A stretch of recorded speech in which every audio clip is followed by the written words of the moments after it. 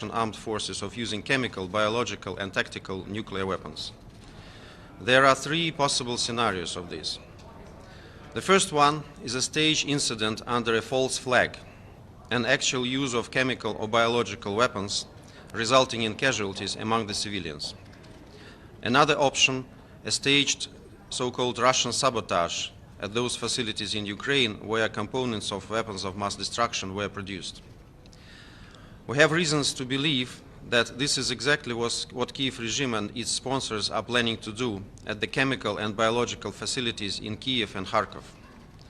There can also be provocations at the nuclear energy facilities, in particular Zaporozhye nuclear power plant, controlled by the Russian Federation. On April 21, our armed forces countered an attempt by a convoy of 10 motor vehicles to transport dangerous cargo to this nuclear power plant. In addition, there are indications that Kiev regime is considering an option of striking the radioactive waste storage facility at the former Pridniprovsky chemical plant in the Kamenskoye settlement in the Dnipropetrovsk region. Unfortunately, this scenario seems to be most probable now. I encourage you to take note of the specific locations so that it does not come as a surprise if an incident happens. We have warned the world about it. The second scenario is a covert use of weapons of mass destruction by the Kiev regime and radical groups in small volumes for tactical purposes. According to the available information, this was planned to be implemented at the seized Azovstal facility. However, the decision of the Russian leadership to cancel the assault compromised these plans. You cannot fully exclude the third scenario, when the Kiev regime and radical groups use the weapons of mass destruction on the battlefield in case they fail to gain superiority by conventional means. As far as we know, it's an option considered for Slavyansk and Kramatorsk that have been transformed into fortified objects. I would like to stress what has long been considered as unthinkable is now a realistic scenario plotted by the Kiev regime, encouraged and supported by the USA. There are numerous indications of that. One of them is the hysteria about the possible use of chemical substances deliberately stirred up by the Western media and Western politicians. On this point, I would like to encourage you to stop and think out of this propagandistic fog of war. Even if we set aside a proven fact that Russia does not possess any chemical or biological weapons, what is the rationale for using them in Ukraine, in the close proximity to the Russian border? Clearly, in the wildest theory, we would gain nothing more than we would get by conventional means. The only beneficiary here is the Kiev regime and radical groups, which use terror and intimidation of civilians as a method of warfare. They have nothing to lose, and they will stop at nothing. At the same time, the US and its allies has a proven record of using the weapons of mass destruction allegations to assault sovereign countries which do not want to succumb to their pressure. This is exactly what happened to Syria and Iraq. There is a clear pattern of how the US-backed groups stage such provocations in other parts of the world. First, a so-called chemical incident is orchestrated. Then the pro-Western NGOs, in particular notorious White Helmets, who stay on alert nearby, expeditiously arrive to the venue and collect, in violation of all non-proliferation norms and procedures, shaky evidence. Then they feed this narrative to the Western media. We all know this methodology. I can say that the curators of the Kiev regime are not very creative, so they prepare more or less the same scenario for Ukraine. The White Helmets instructors are already stationed in Ukraine. It's on the news, you can see it in the news. The USA has been already supplying specific antidotes to toxic substances to Ukraine. In 2022 alone, it transferred to Ukraine more than 220,000 of vials with atropines, which is another indication that the preparation of provocations, specifically with the use of nerve agents, is underway. I would like to draw your attention to the fact that on April 21, 2022, a container with ampoules was dropped onto the positions of Russian troops from a drone. It was planned that their destruction would trigger a chemical reaction that would cause an explosion and fire, releasing toxic substances not included in the CWC lists. The Laboratory 27 of the Scientific Center of the Russian Ministry of Defense, accredited by the Organization of the Prohibition of Chemical Weapons, is analyzing the substances in the ampoules. The results of the analysis will be sent to the OPCW Technical Secretariat in line with the established practice. Over the weekend, we circulated these materials as an official document of the Security Council. They will also be circulated in the General Assembly. Colleagues, the world should not be misled once again. That's why we want you to stay on high alert on these warnings. I would like also to stress that disinformation and provocations from Ukraine and its Western sponsors have recently become a trademark of the hostilities in this country. But now it looks that they get trapped in their own lies. You all remember Bucha, a staged and hyped up case where the West collectively tried to shift the blame to the Russian army, claiming that it is responsible for mass killing of civilians. However, it has been obvious from the very beginning that there is no more than a crude fake and provocation in Bucha, following well-known patterns used by the Nazi in the Second World War. We have presented extensive evidence in this regard. Some recent publications in the Western media indirectly prove that the Russian army could not have been engaged in this. I would like to specifically draw your attention to the article in The Guardian, which says that it was published over the weekend. It confirms that civilians died from artillery rather than from the shooting, and that many more people were killed by artillery with flechettes, the metal darts. This busts at least two myths about Bucha. First, that the people were shot on the ground by Russian forces, of course, as they claim, and that they were allegedly shot by the Russian military. Because you don't have to be a military expert to assume that our army, staying in Bucha, would bombard the town where it was stationed. I think this is ridiculous and makes no sense. So I'm absolutely sure that there will be more publications of this kind to come. Even Kramatorsk is remembered less and less frequently right now, because it's also absolutely clear that this was a provocation against Russian forces. So we will continue to bust more myths. Stay tuned. A question about the Secretary General's visit tomorrow to Moscow. President Putin has not engaged with the Secretary General since this war started. Why has he now agreed to meet with the Secretary General in Moscow? Is there an opening for a humanitarian ceasefire? By war you mean our special military operation, as far as I understand? Correct. Okay, so I don't remember that Secretary General asked for a meeting with President Putin before. So I believe that he may have tried to speak with him on the phone.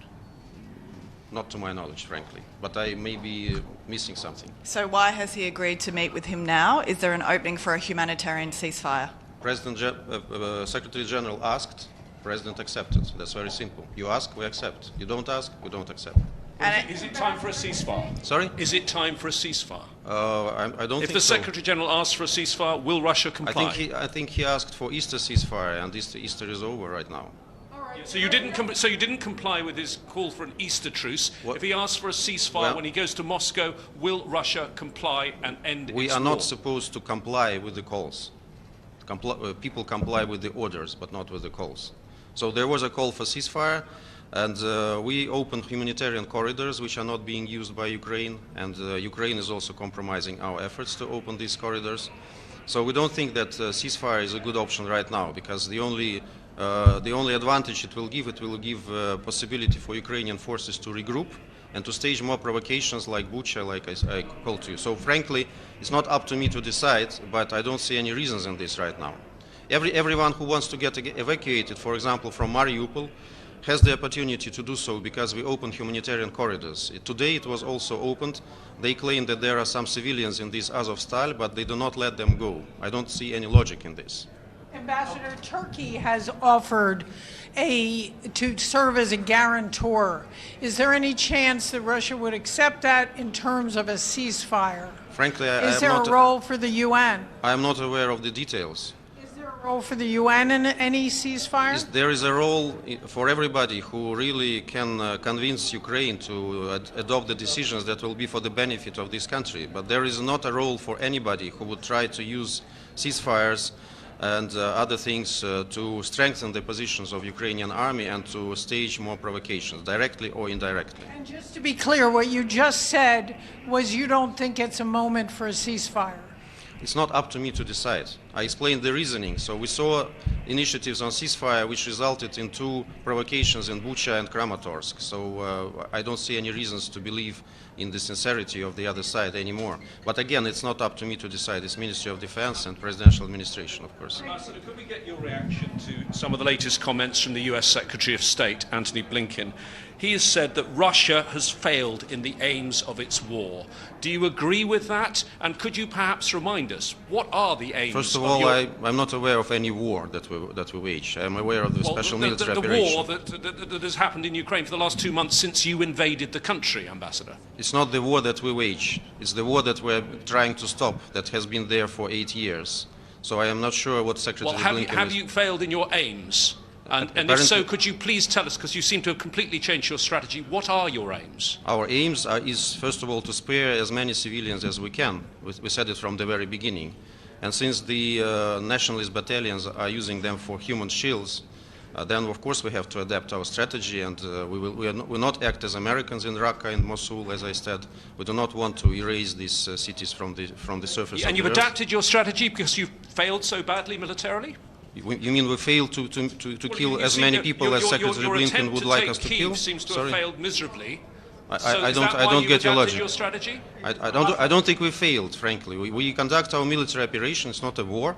It's a military operation. It has its own strategy. It has its own aims. It was never meant as a blitzkrieg. I don't know. It was something that Secretary Blinken maybe was imagining. And it's really very difficult to comment on Secretary Blinken's remarks because they are very contradictory. Ambassador, okay. this side, please.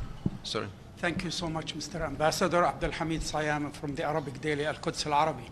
Do they have those countries who criticize the Palestinian when they resist occupation and they condone Israeli occupation and call it self-defense? Do they have the moral authority to criticize Russia, what they're doing in Ukraine?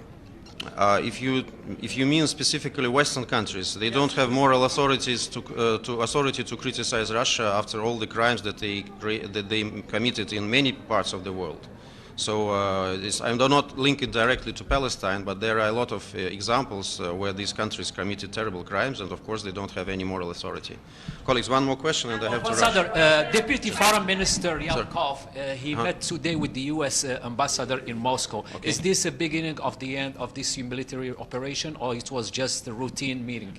Do you think that any time that our Deputy Foreign Minister meets American ambassador, it's an end to something? I don't think so. It was a routine meeting. We had certain things to tell our American colleagues. You know that the channels for the dialogue are very limited right now, so we have to use every one of them. I don't think anything will change in our strategy. Ambassador, a Okay. question on chemical weapons. Okay. We've heard accusations from both Russia and the West on the possible use of chemical weapons in Ukraine.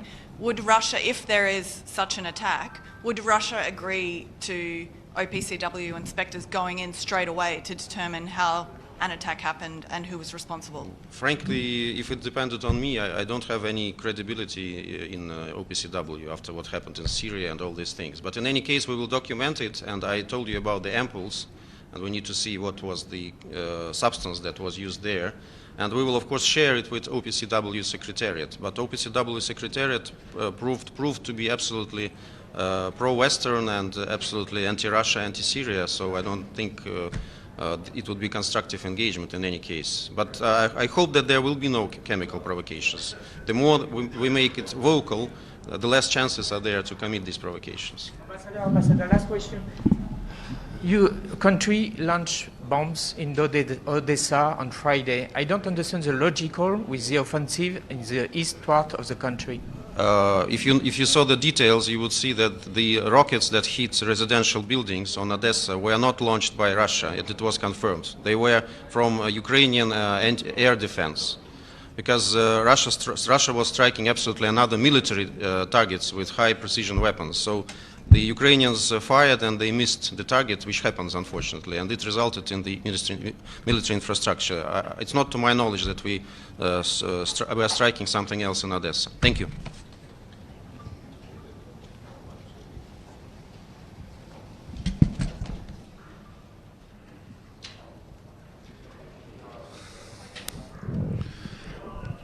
Good morning, and I apologize for the delay.